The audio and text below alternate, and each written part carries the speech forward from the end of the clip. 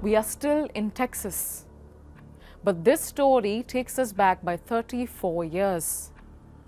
In 1991, the gruesome murder of 4 teenage girls inside an Austin yogurt shop shook the city. A crime scene etched into memories of the investigators.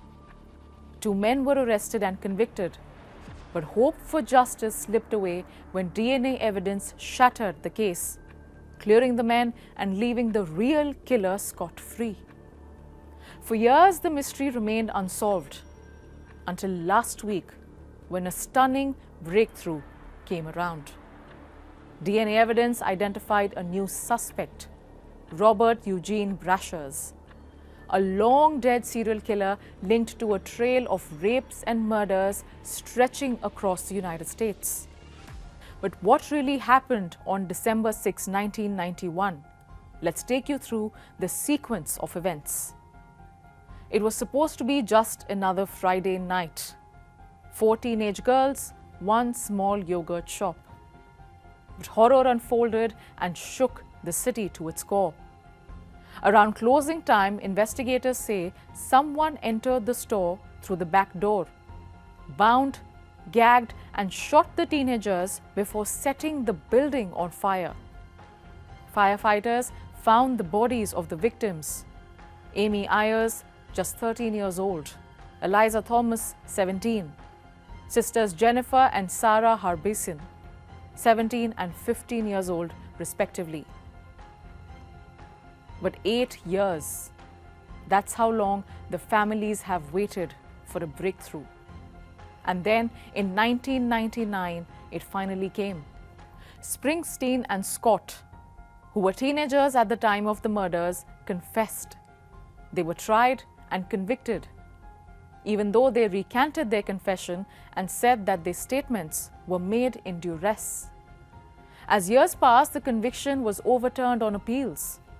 The 2 men were set for retrial, but prosecutors said new, more advanced DNA analysis pointed to another suspect. And there emerged the name of Brashers. He died in 1999 after shooting himself during an hours-long standoff with the police at a motel in Kennett, Missouri.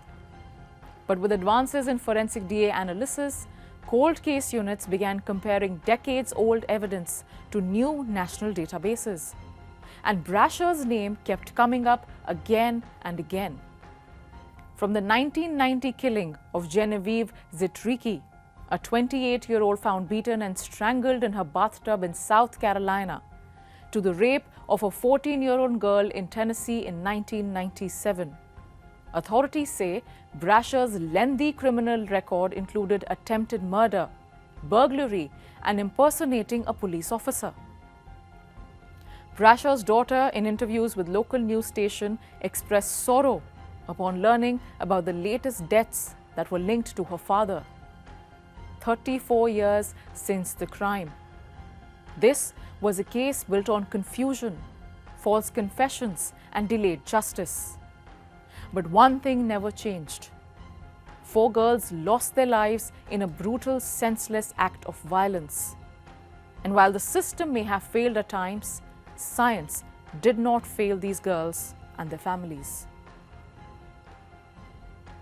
That's all we have for you on this episode of Prime Crime. We'll be back next week with more such stories and cases from around the world. Thanks for watching.